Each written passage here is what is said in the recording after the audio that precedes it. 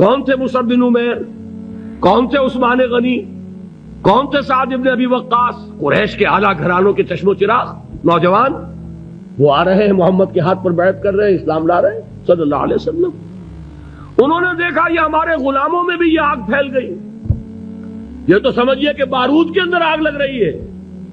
یہ ابھی تک تو قانے تھے جو ظلم ہم کر رہے تھے اس پر، لیکن ان کے اندر اگر یہ ایمان اور اسلام کی دعوت اور تحریک ان میں پھیل گئی تو ہمارا اقتدار اور ہمارا یہ پورا نظام جو ہے چوپٹ ہو جائے گا۔ یہ ہے وہ چیز جو میں نے کل آپ کو اقبال کا مصرع پڑھا سنایا تھا کہ نظام کہنا کے پاس بانو یہ معرض انقلاب میں ہے، beware of the revolution that is coming, لہذا اپنی پوری قوتوں کو جمع کرو اور کچل دو انہیں، مارو انہیں۔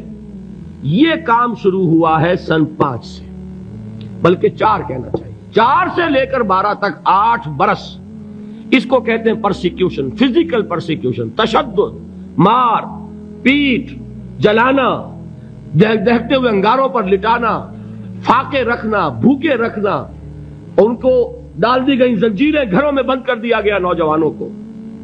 حضرت عثمان کو چچا نے ان کے ایک چٹائی کے اندر لپیٹا اور دھونی دے دی، دم گھٹ رہا ہے، جان نکل رہی ہے۔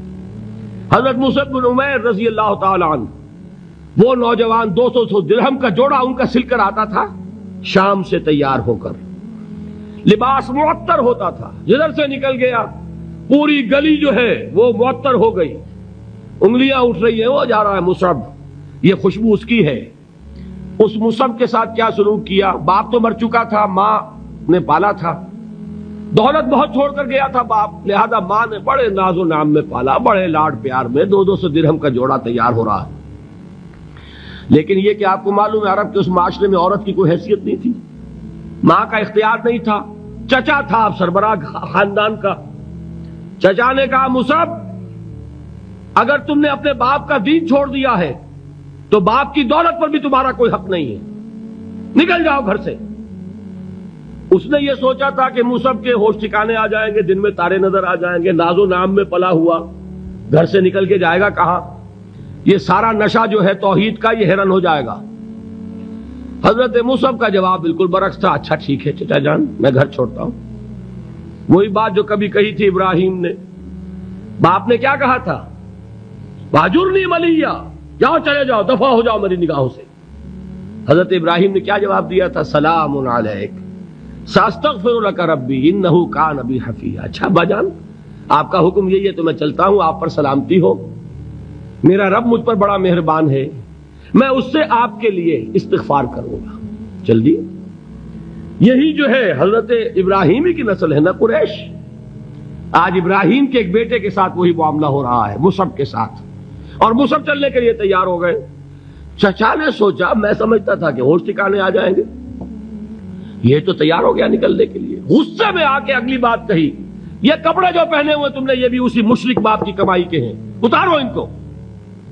وہیں کپڑے اتارے، مادر زاد برہنہ گھر سے نکالے گئے، ماں کے پاس پہنچے، ماں نے آنکھوں پر ہاتھ رکھے۔ مصعب کیا ہوا؟ کہ ماں سے کہتے ہیں کہ ماں میں موحد ہو گیا ہوں، اور وہاں سے گئے پھر حضور کی خدمت میں کپڑے کہیں سے مانگے ہوں گے۔ یہ مصعب ہیں 200 درہم کا جوڑا پہننے والے۔ جب حضور پر مدینے کے 12 افراد ایمان لائے تھے، بیعت عقبہ اولا ہوئی، انہوں نے کہا کہ حضور ہمیں کوئی شخص اپنا ایسا شاگرد دیجئے جو ہمیں قرآن پڑھا سکے۔ حضور نے حکم دیا مصعب جاؤ، اب مدینے جاؤ، یثرب جاؤ، یثرب والوں کو قرآن پڑھاؤ، انہیں تبلیغ کرو۔ مصعب گئے ہیں وہاں، 1 سال کی کمائی 75 افراد لا کر حضور کے جھولی میں اگلے سال ڈال دیے کہ حضور یہ میری 1 سال کی کمائی ہے۔ 72 مرد 3 عورتیں، انہوں نے وہ بیعت کی تھی، بیعت عقبہ ثانیہ، جس کے الفاظ کل میں نے آپ کو سنائے تھے۔ بایعنا رسول اللہ صلی اللہ علیہ وسلم علی السمع والطاعت فی العسر والیسر والمنشط والمکرہ وعلی اثرۃ علینا وعلی لا ننازع الامر اہلہ وعلی ان نقول بالحق اینما کنا لا نخاف فی اللہ لومۃ لائم۔ یہ 72 مرد تھے مدینے کے جنہوں نے یہ بیعت کی۔ پھر انہوں نے ریکویسٹ کی کہ حضور اب آپ ہمارے ہاں تشریف لائیے، ہم اگر یہ مکے والے وہاں حملہ کریں گے تو ہم آپ کی حفاظت کریں گے جیسے کہ اپنے اہل و عیال کی کرتے ہیں۔ بہرحال وہ مصعب بن عمیر ہیں جو غزوہ احد میں شہید ہوئے، اور جب شہید ہوئے تو ان کے جسم پر صرف ایک چادر تھی۔ ایک بات تو یہ نوٹ کیجئے، موضوع سے ذرا بات تھوڑی ادھر ادھر جا رہی ہے، لیکن یہی چیزیں ہیں اصل میں کہ جو ہمارے دلوں کو منور کرنے والی ہیں نور ایمان سے۔ وہ علم بردار تھے غزوہ احد میں، جھنڈا مسلمانوں کا ان کے پاس تھا۔ ایک ہاتھ پر، ایک شانے پر وار پڑا، ہاتھ کٹ گیا، دوسرے سے تھاما، دوسرے پہ کٹ گیا، اب دونوں حصوں کے بچے ہوئے ٹکڑوں سے جھنڈے کو تھاما، گرنے نہیں دیا، یہاں تک کہ شہید ہو گئے۔ گرے ہیں تو جھنڈا گرا ہے۔ شکل میں حضور سے بہت مشابہ تھے، خبر اڑ گئی کہ محمد شہید ہو گئے صلی اللہ علیہ وسلم۔ یہ مصعب بن عمیر کا واقعہ ہے۔ جب ان کو اب دفن کرنے کا وقت آیا، اور شہید کے لیے کفن جو ہے اس کا وہی لباس ہوتا ہے جو شہادت کے وقت ہو، حضور کے سامنے ایک پرابلم پیش کیا گیا۔ حضور، مصعب کے جسم پر تو ایک چادر تھی، اور وہ چادر بھی اتنی چھوٹی ہے، یعنی 2 گز کی چادر بھی نہیں ہے، اس سے اگر سر ڈھانپتے ہیں مصعب کا تو پیر کھل جاتے ہیں، پیر ڈھانپتے ہیں تو سر کھلتا ہے، کیا کرے؟ حضور نے فرمایا سر ڈھانپ دو چادر سے اور پیروں پر گھاس ڈال دو۔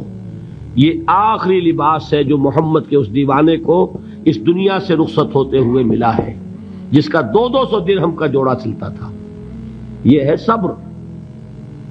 برداشت کیا کہ نہیں کیا؟